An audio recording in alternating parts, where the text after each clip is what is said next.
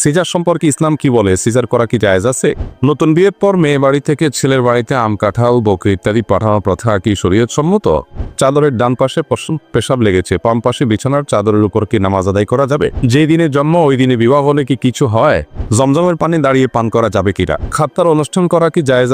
যেই দিনে জন্ম ওই দিনে বিবাহ হলে কি কিছু হয়? যেই দিনে জন্ম একই দিনে যদি বিবাহ হয় কিছু হয় কি হবে? একটা ভালো ঘটনা ঘটবে। জন্ম হয়েছে, এটা একটা ভালো ঘটনা। আবার একই দিনে আরেকটি ঘটনার জন্ম হয়েছে, সেটা আরেকটা ভালো ঘটনা। অতএব ভালো ঘটনার আপনার যত বেশি জন্মাবে, যত বেশি ঘটবে, ততই ভালো জিনিস। অনেক রকমের কুসংস্কার আমাদের দেশে আছে, এর মধ্যে এটাও একটা, যে দিনে জন্ম হয় ওই দিনে বিয়ে করা যায় না। যে তারিখে জন্ম হয়েছে, যে বারে জন্ম হয়েছে, ওই বারে এটা করা যাবে না। কেন করা যাবে না? ওই দিনে তো বিয়ে পারলে আরো কয়েকটা করা গেলে সেটাও করা উচিত। কারণ হলো এই দিন আমার জন্ম হয়েছে, এটা আনন্দের দিন। একই দিনে আরেকটা আনন্দ হলে আরো ভালো, আলহামদুলিল্লাহ। হ্যাঁ, এই দিনে বিয়ে করলে কোনো অসুবিধা নেই। এগুলোকে অসুবিধা মনে করাটা বরং কুসংস্কার এবং মূর্খতা। নতুন বিয়ের পর মেয়ে বাড়ি থেকে ছেলের বাড়িতে আম, কাঁঠাল, বকরি ইত্যাদি পাঠানোর প্রথা কি শরীয়ত সম্মত? দুইটা মৌসুম আমাদের সামনে চলে আসছে। এক হলো আম কাঁঠালের মৌসুম চলমান, আরেকটা হলো বকরি এসে যাচ্ছে। দুইটাই প্রশ্নে মাশাআল্লাহ উঠে আসছে। এই মৌসুমগুলোতে আমাদের সমাজে কিছু ছোট লোক চেনা যায়। এই ছোট লোকদের কাজ হলো আম কাঁঠালের মৌসুমে আম কাঁঠাল ভিক্ষা করে, আম কাঁঠালের ডাকাতি করে। আর কোরবানির সময় আসলে গরু আর ছাগল, গরুর ঠ্যাং, গরুর পল্লা, এগুলার ভিক্ষা করে।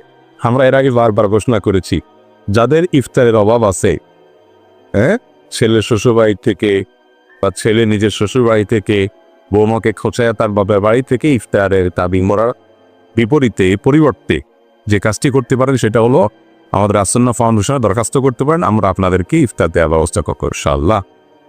এটা আমরা এর আগে বারবার ঘোষণা দিয়েছি। এমনকি যদি আপনার আম কাঁঠাল খাওয়ার মতো টাকা না থাকে, এত গরিব মানুষ হন, তো ছেলের শ্বশুরবাড়ি থেকে আপনি আদায় করার এই ছোট লোকই না করে আত্মীয় স্বজনের কাছে ভিক্ষা মানুষ চায় নাকি? ভিক্ষা চায় মানুষ অপরিচিত মানুষের কাছে।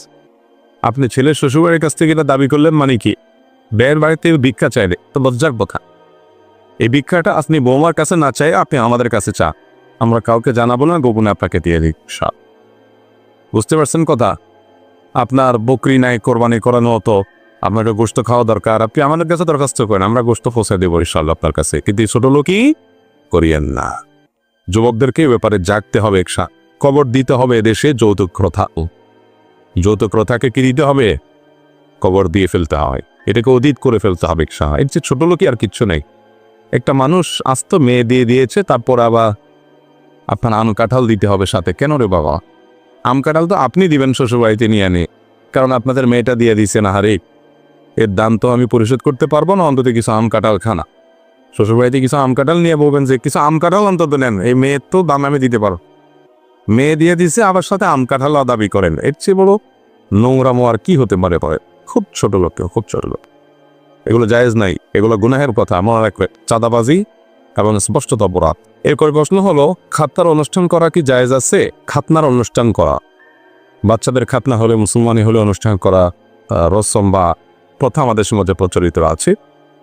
এ ব্যাপারে নবী করিম সাল্লাল্লাহু আলাইহি ওয়াসাল্লাম থেকে কোনো নির্দেশনা সরাসরি নেই যে করতে হবে, এরকম কোনো নির্দেশনা নেই। তবে আল আদাবুল মুফরাদ ইমাম বুখারী রাহিমাহুল্লাহ দুটি বর্ণনা এনেছেন, তার একটি দায়ুফ সূত্রে বর্ণিত হয়েছে। এই দুর্বল সূত্রে বর্ণিত বর্ণনা থেকে দেখা যায় সাহাবীদের কেউ তার সন্তানের এই খাতনার পর তিনি আনুষ্ঠানিকতা করেছেন, দাওয়াত দিয়ে খাইয়েছেন, খেয়েছেন, কিন্তু হাদিসটি বিশুদ্ধ না, দায়ুফ। আরেকটি বর্ণনা পাওয়া যায় হাসান সূত্রে, এটাও আল আদাবুল মুফরাদে আসছে। সেখানে দেখা যায় আয়েশা রাদিয়াল্লাহু তাআলা আনহা পরিবারের একটা বাচ্চা, তাকে মুসলমানি করা হয়েছে। তখন অন্য একজন বলেছেন, বা তিনি তাকে বলা হয়েছে যে এই বাচ্চাকে যে মুসলমানি করানো হলো, এটা অপারেশন হলো, কষ্ট হলো, এটাকে ভুলানোর জন্য কিছু আনুষ্ঠানিকতা করা যায় কিনা। আসলে তারা পারমিশন দিয়েছিলেন।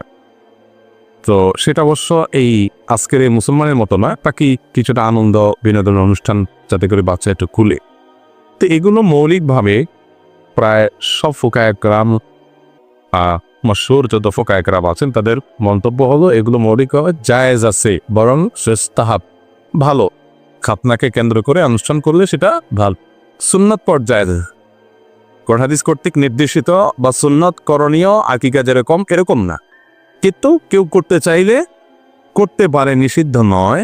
বিশেষ করে বাচ্চাকে ভোলানোর জন্য, তাকে আনন্দ দেওয়ার জন্য এটুকু হতে পারে। কিন্তু আমাদের দেশে মুসলমানের নামে যা হয় সেটা জায়েজ হওয়ার ভূমিকা নিয়ে। সেটা কি? সেটা হলো যে মুসলমানের অনুষ্ঠানের নামে চাঁদাবাজি বিয়ের অনুষ্ঠানে যেরকম হয় ওইরকমই হয়, আকিকাতে হয়, মুসলমানিতে হয়। এবার দেখা যায় নানা নানি নাতির মুসলমানের দাওয়াত পাইছে, জামাইয়া মেয়ে দাওয়াত পাইছে। এর মানে কি? এর মানে হলো 10-20 হাজার টাকার একটা আংটি নিয়ে যেতে হবে। এটা হলো মানে, ঠিক না ভাই? ঠিক। অন্য কোনো মানে আপনাদের জানা আছে? আমি তো এটাই মানে যায়। নাতির খাতনা, জামাই আর মেয়ে খাতনা উপলক্ষে খাবার দাবার অ্যারেঞ্জ করছে, বাচ্চার নানাকে আর নানিকে দাওয়াত দিছে। এর মানে কি? এর মানে হলো হয় একটা গরু, নয় 2টা ছাগল, আর নাহলে 10-20 হাজার টাকা কিংবা একটা আংটি, এটা সেটা, এগুলো নিয়ে আপনারা আসিয়েন। তো এটা তো ডাকাতি। এখন কোনো নানার কি সাহস আছে যে ঠিক আছে মেয়ের জামাই দাওয়াত দিছে, নাতিরা মুসলমানই হয়েছে, সেই উপলক্ষে তারা একটু খাবার দাবার অ্যারেঞ্জ করছে, সুন্নাত কোনো আয়োজন না, তারপরেও তারা করছে বাচ্চাকে খুশি করার জন্য, মুস্তাহাব বলেছেন ফোকা একরাম, সেই হিসাবে করছে, ঠিক আছে, যাই খেয়ে চলে আসবে কোনো নানা নানি, কোনো কিছু নেওয়া চা, এই হিম্মত এই কলিজা আছে কোনো নানা নানি না থাকলে হাওলা তেলেও করতে হবে। তাহলে বোঝা যাচ্ছে যে এখানে সুপ্ত এবং লুকায়িত চাঁদাবাজি মাহাজুফ আছে, ঠিক না বেটি? তো এটা জায়েজ নাই। এগুলোতে মানুষের দোয়ার জায়গা, আরো কি হয়? বদদোয়া হয়, বদদোয়া। তো এই জন্য এগুলো যদি চাঁদাবাজি মুক্ত করতে পারেন তাহলে সেক্ষেত্রে এটা জায়েজ হতে পারে। এরপর প্রশ্ন, জমজমের পানি দাঁড়িয়ে পান করা যাবে কিনা? বহুল জিজ্ঞাসিত একটি প্রশ্ন, অনেক মানুষই প্রশ্ন উত্তর জানতে চান। জমজমের পানি দাঁড়িয়ে পান করবেন না বসে পানে কান করবে? দেখুন, এই ব্যাপারে সহিহ মুসলিম এবং বুখারীর হাদিস আছে, নবী করিম সাল্লাল্লাহু আলাইহি সাল্লাম থেকে আনাস রাদিয়াল্লাহু তাআলা বর্ণনা করেছে যে তিনি জাজার আনিশ শুরবি কাইমান, সাধারণ বিধান হলো দাঁড়িয়ে পানি পান করতে নবী সাল্লাল্লাহু আলাইহি সাল্লাম নিষেধ করেছেন। দাঁড়িয়ে পানি পান করতে কি করেছেন? নিষেধ করেছেন নবী করিম সাল্লাল্লাহু আলাইহি সাল্লাম। তিনি সাধারণত সচরাচর দাঁড়িয়ে পানি পান করতেন না, তবে এক্সেপশন কখনো কখনো তিনি দাঁড়িয়ে পানি পান করেছেন। এটা বোঝানোর জন্য যে কেউ নিরুপায় হলে, অসুবিধা হলে, জরুরি কিছু হলে দাঁড়ায় পান করলে হারাম হবে না, বুঝতে পেরেছেন? বসে পান করতে হবে নরমাল অবস্থায়। বিশেষ কোনো পরিস্থিতিতে কারো ঠেকা পেলে দাঁড়ায় পান করলে সেটা জায়েজ আছে। শুধু এটা বোঝানোর জন্য তিনি মাঝে মধ্যে দাঁড়ায় পান করেছেন। এরই অংশ হিসাবে এটাও প্রমাণিত যে জমজমের পানি তিনি দাঁড়িয়ে পান করেছেন। তো জমজমের পানি তিনি দাঁড়িয়ে পান করেছেন, এর মানে এই নয় যে দাঁড়িয়েই পান করতে হবে। তিনি তো অন্য পানিও দাঁড়িয়ে পান করেছেন, এর মানে কি অন্য পানি সাধারণ অবস্থা দাঁড়িয়ে পান করতে হয়? তো এটা যদি না হয় তাহলে জমজমের পানিও সাধারণত দাঁড়িয়ে পান করতে হবে এমনটি কিন্তু নয়।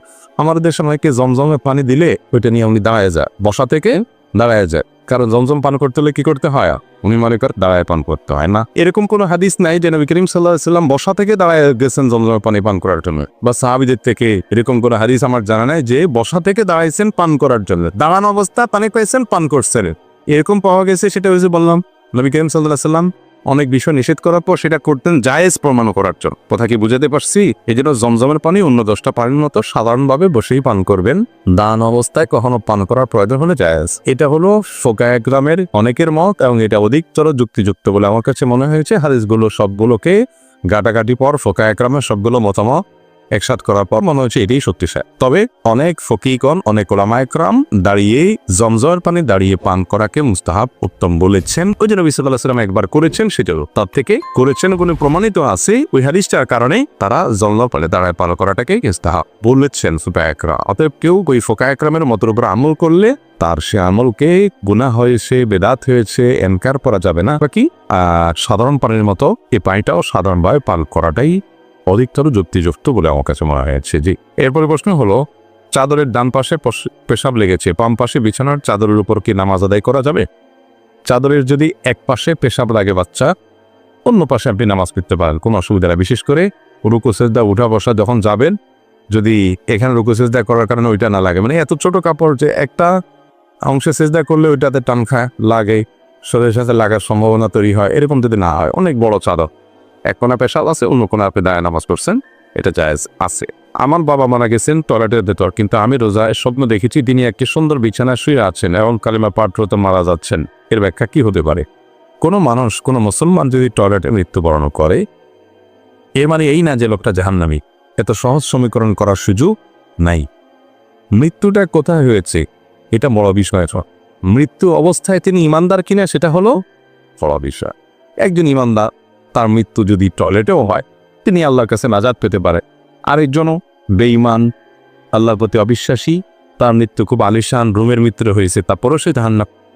অতএব আপনার বাবা মেয়ে টয়লেটে মৃত্যুবরণ করেছেন দেখে আপনি তাকে স্বপ্নে ভালো অবস্থায় আছে এটা দেখতে পারবেন না এমন কিছু নয়। সুধারণা করতে পারেন যে আপনার বাবা আল্লাহ তাকে ভালো রেখেছে। তারপরও আমরা বাবা মাকে মৃত্যুর পর তাদের তরফ থেকে দান সাদাকা ইত্যাদি করবো, অব্যাহত রাখবো, যাতে করে আজর এবং সব তাদের আমল লাগা যায়।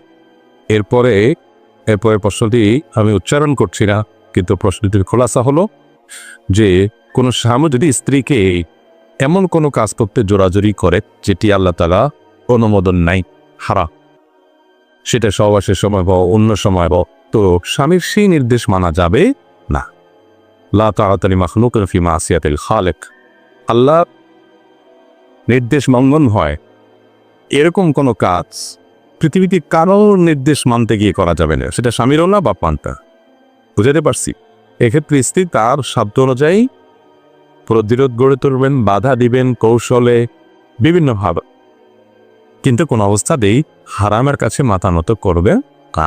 একান্ত তিনি যদি জুলুমের শিকার হন, জবরদস্তের শিকার হন, তাহলে আল্লাহর কাছে তিনি মাপ পাবেন, যেহেতু তার ইচ্ছা ছিল না এবং তিনি জুলুমের শিকার। যে কোনো বীমা বা সমিতি থেকে কিস্তি নিয়ে জমি কেনা বা ঘর তৈরি করার কাজ করা বা অন্য কোনো কাজে লাগানো যাবে কিনা, কিস্তি নিয়ে অর্থাৎ সুদের ভিত্তিতে কিস্তি নিয়ে যদি আপনি ঘর তৈরি করেন সমালোচনা করেন, সুস্পষ্ট হারাম। সুদের লোন সেটা কিস্তিতে নেন আর এককালীন নেন বা কিস্তিতে পরিশোধ করেন বা এককালীন পরিশোধ করেন, যেভাবেই নেন সুদকে আল্লাহ তাআলা হারাম করেছে, সাধারণ হারাম না। পৃথিবীতে যত বিষয়কে আল্লাহ তাআলা আমাদের জন্য হারাম করেছেন ভক্ষণ করা, রিজিকের ক্ষেত্রে যত হারাম আছে এর মধ্যে সবচেয়ে ডেঞ্জারাস হারামটি, সবচেয়ে ভয়াবহ হারামটি হলো সুদ। সুদের থেকে ভয়াবহ আর কোনো হারাম দ্বিতীয়টা। কয়েক কেজি শুকরের গোশত রান্না করে খেলে যে গুনাহ হবে, সুদের কারবার করলে তার চাইতে বেশি গুনাহ হওয়া। এত জঘন্য সুদের বিষয়। এজন্য ইমানদার দুনিয়ার সামান্য ঘর তৈরি করা, ব্যবসা প্রতিষ্ঠান তৈরি করা, এই সমস্ত লোভে সুদের কারবার করতে পারে না। এরপরে প্রশ্ন হলো, কোরবানির একটি ভাগে দুই ভাই একসাথে টাকা দিয়ে দুটি অংশ করে নেয়, 7 ভাগের 1 ভাগ তারা নেন। প্রশ্ন হচ্ছে, ভাগ একটি অংশীদার 2 জন, এমন হলে কোরবানি হচ্ছে কি? না, এরকম হলে কোরবানি হওয়ার কোনো সুযোগ নাই। প্রবাসীরা অনেকে এরকম করে যে ধরেন কয়েকজন একটা রুমে আছে ব্যাচেলর, তো কোরবানির দিন একটু তারা কোরবানি করবে, গোশত খাবে। একটা ছাগলের দাম ধরেন 500 রিয়াল, তারা 5 জন থাকে, তো 5 জন মিলে 100 রিয়াল করে দিয়ে একটা ছাগল কিনে না কোরবানি করে। কারোরই কোরবানি হবে না, গোশত খাওয়াটা হবে। গোশত খাওয়াটা হবে আল্লাহর নামে জবে করলে হালাল হবে গোশত খাওয়া, কিন্তু এটা কি হবে না, কারণ কোরবানির একটা ভাগ ওইটাকে আবার ভাগ করার সুযোগ একটা ভাগ একজনই দিতে হবে। হ্যাঁ, এটার একটা পদ্ধতি এমন হতে পারে যে কয়েকজন মিলে একজনকে টাকা দিল যে ভাই আমরা 5 জন মিলে 100 রিয়াল করে তোমাকে আমরা দিলাম, তুমি একটা ছাগল কিনে কোরবানি করিও। কোরবানি করার পরে সে এবার দয়া করে আপনাদেরকে গোশত খাইতে দিয়েছে, আপনারা খাইলে, সেটা জায়েজ সিস্টেমটা, বুঝতে পারছে? কিন্তু ভাগ সমান সমান, টাকা সমান সমান, একটা অংশরে কয়েকজন বা 2 জন বা 3 জন ভাগ করে নিলেন, এতে কারো কোরবানি হবে না। একটা গরুর 7 ভাগ 7 জনের হইতে হবে, 8 জনের হইলে হবে না। একটা ভাগ 2 জনেরটা হইতে পারে না। আমি একটি সরকারি প্রতিষ্ঠানে চাকরি করি। চাকরি সুবাদে বিভিন্ন মালামাল ক্রয় বা মেরামত ক্ষেত্রে বিভিন্ন টেন্ডারের কাগজে স্বাক্ষর করতে হয়, যা না করলে চাকরি বোর্ডিং হবে বা করা যাবে না। টেন্ডারের কাগজে স্বাক্ষর করার কারণে মালামাল বিক্রয়কারী প্রতিষ্ঠান বা মেরামতকারী প্রতিষ্ঠান কর্তৃক কিছু টাকা আমাকে দিতে চায়, যা আমি গ্রহণ করি না। আমার প্রশ্ন হলো, এই টাকা গ্রহণ করে দান বা সাদকা করা উত্তম নাকি না নেওয়াটা উত্তম? এসব টেন্ডারে মালামাল ক্রয় বাবদ রেট বেশি ধরা হয়ে থাকে। এ ধরনের চাকরি করা যাবে না, ছেড়ে দিতে হবে। যেখানে আমাকে অন্যায় করতে হবে, রেট বেশি লিখতে হবে, মানে রাষ্ট্রের ক্ষতি হবে বা প্রতিষ্ঠানের ক্ষতি হবে, আবার সেখানে অন্যায়ভাবে ওখানে স্বাক্ষর করে আমি অন্যায় সহযোগিতা করতে হবে। ভাই, পৃথিবীতে বেঁচে থাকার জন্য খুব বেশি কিছু লাগে না। চাকরি ছেড়ে দিলে আপনি মরে যাবেন না, চাকরি ছেড়ে দিলে মরে যাবেন না, আল্লাহ তাআলা মেরে ফেলবেন না। দুনিয়াতে রিকশাওয়ালাও খেয়ে বাঁচে, সাধারণ গরিব মানুষও খেয়ে বাঁচে, দিনবাজারও খেয়ে বাঁচে, আপনিও বাঁচবেন ইনশাআল্লাহ। সৎ সাহস থাকতে হবে। আমি কেন অন্যায়ের সহযোগী হব? এটা আমার জন্য জায়েজ নাই। সেখানে আবার আপনাকে সে উৎকোচ দিলে সে উৎকোচ আপনি নিয়ে গরিবরে দান করবেন না, এই দান আল্লাহ চান না। এই দান আল্লাহ চান না। ইন্নাল্লাহা তাইয়্যিবুন লা ইয়াকবালু ইল্লা তাইয়্যিবা। আল্লাহ নিজে পবিত্র, দান করবেন হালালটা, পবিত্রটা, অপবিত্রটা আল্লাহ গ্রহণ করবেন না। এটা গ্রহণ করেন, অতএব এরকম করা জায়েজ নয়। এরপর প্রশ্ন হলো সিজার সম্পর্কে ইসলাম কি বলে? সিজার করা কি জায়েজ আছে?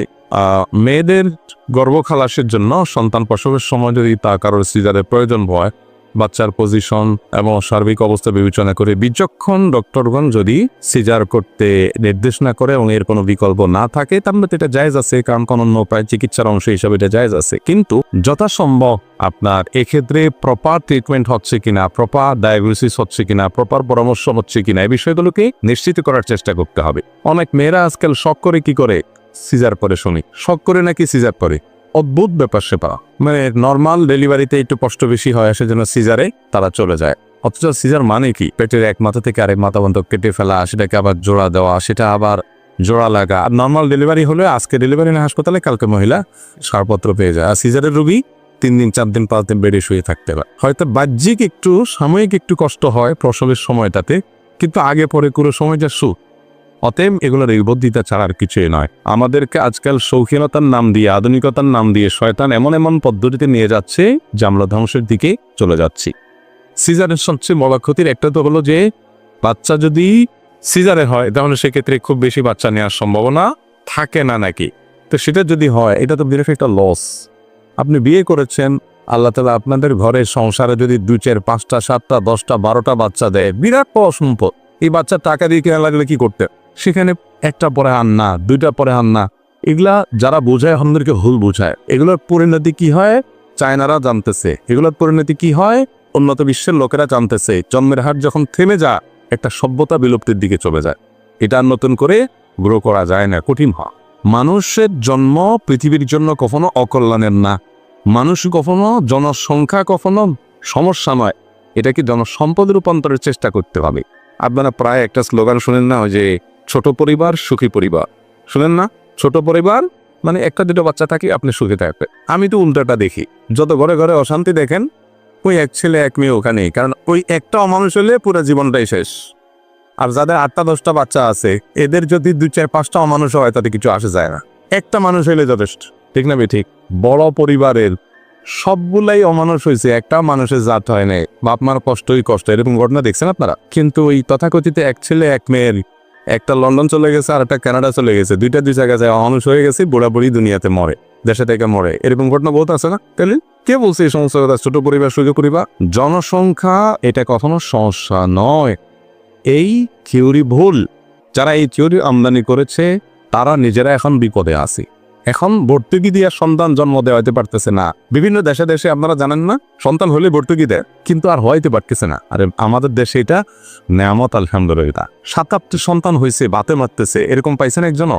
7-8টা হয়ে গেছে, এই জন্য বাতের অভাবে বুড়া বুড়ি খাইতে পারতেছে না, এরকম হয়েছে কখনো? আল্লাহ তাআলা সবার রিজিকের মালিক, ইমানদার সে বিশ্বাস থাকতে হবে তার। জনসংখ্যা এটা নেয়ামত, পৃথিবীর সংসার দামি সম্পদ। এটা বিধান সিজার পরে এই যে সন্তান আপনার জন্মের হার কমায় আনা বা সীমিত করে ফেলা, এটা বর্তমানে পরিচালনা। তবে হ্যাঁ, যদি এরকম পরিস্থিতি হয় যে নর্মাল ডেলিভারি হলে মায়ের জীবন হুমকির মধ্যে পড়ে যায়, তখন অবশ্যই সন্তানের জন্ম পরে আগে মায়ের জীবন রক্ষা করতে হবে। সেটার জন্য কি করতে হবে? সিজারে যেতে হবে, সেটা জায়েজ আছে, কিন্তু এটা হলো সর্বশেষ চিকিৎসা। এবার প্রশ্ন হলো, আমার মা আমার নানার আগে মারা গেছে, বর্তমানে আমার নানাও জীবিত নেই, তাহলে ইসলামী শরীয়ত অনুযায়ী আমি আমার নানার সম্পত্তির মালিক হবই না? না, আপনি আপনার নানার সম্পত্তির মালিক হবেন না। কারণ আপনার নানা মৃত্যুর পর তার সন্তানরা তার সম্পদের মালিক হয়। সম্পদের মালিকানা, আমার সম্পদের মালিকানা আমার ছেলেমেয়েরা কখন পাবে? আমি মারা যাওয়ার পর। আমার জীবদ্দশায় আমি মালিক। এখন আমার মারা যাওয়ার পর তারা মালিক হইতো, তার আগেই তারা মারা যদি যায় কেউ, তাহলে তো সে আর মালিক হওয়ার সুযোগটাই পায় না। তো এই কারণে কারোর নানার আগে যদি তার মা মৃত্যুবরণ করে, দাদার আগে যদি বাপ মৃত্যুবরণ করে, তাহলে ওই বাপ দাদার সম্পদের মালিক হওয়ার সুযোগই পায় নাই, তার আগে সে দুনিয়া থেকে চলে গেছে। আর নাতি তো সরাসরি ওয়ারিস না, সেই হিসাবে ওখান থেকে সম্পদের ভাগ পাবেন না। কিন্তু এটা নিয়ে নাস্তিকরা অনেক কাহিনী করে, ইসলাম বিদ্বেষীরা অনেক কাহিনী তোলে। এটা অযুক্তি। শুধুমাত্র সম্পদ বন্টনের ভাগ পাওয়াটাই তো একমাত্র অবলম্বন না, আরো বহু ব্যবস্থা আছে তার বেঁচে থাকা। যেমন দাদা তার জন্য জমি লিখে দিতে পারে, নানা তার জন্য লিখে দিতে পারে, মামারা লিখে দিতে পারে, খালা লিখে দিতে পারে, চাচারা লিখে দিতে পারে। আর প্র্যাকটিসও মারা গেছে, তো নাতিরা, দাদার আগে হয়তো বাপ মারা গেছে, নাতিরা কিছু পায় নাই, তো ঠিক আছে চাচারা আবার সবাই মিলে নাতির জন্য কিছু দিয়ে দিছে। বা দাদা বেঁচে আছে যে ঠিক আছে আমার ছেলে মারা গেছে, নাতিরা তো নিয়ম অনুযায়ী তারা পায় না, তো আমি তাদেরকে দয়া করি এটা লিখে দিলাম। এটা তাদের জন্য জায়েজ আছে, ওয়ারিসদেরকে দেওয়া জায়েজ নেই, কিন্তু নাতিদেরকে দেওয়া জায়েজ আছে। আল্লাহ তাআলা অন্য রাস্তা করে রেখেছে। শুধু সেটাই নয়, নাতিদের ভরণ পোষণ, তাদের খরচ খরচা, দায় দায়িত্ব পুরাটা দাদাকে বহন করতে হবে বাবার অগোচরে। তাহলে শরীয়ত তার জন্য অনেকগুলো বিকল্প রেখেছে। এটা নিয়ে শরীয়তের সমালোচনা করাটা মূর্খতা ছাড়া আর কিছুই না। আল্লাহ তাআলা আমাদেরকে বুঝার নেওয়া তৌফিক দান করুন। জাযাকুমুল্লাহু খাইরান ওয়া আলহামদুলিল্লাহ।